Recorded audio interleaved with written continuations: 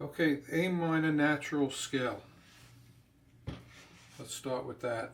Open A, first finger, second fret of the A string. Second finger, third fret of the A string. Open D, first finger, second fret of the D string. Second finger, third fret of the D string. Open G, first finger, second fret of the G string. Don't move your hand. Now we're going to go backwards. First finger, second fret of the G string. Open G. Second finger, third fret of the D string.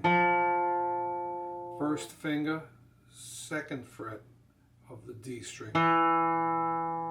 Open D string. Second finger, third fret of the A string. First finger, second fret of the A string.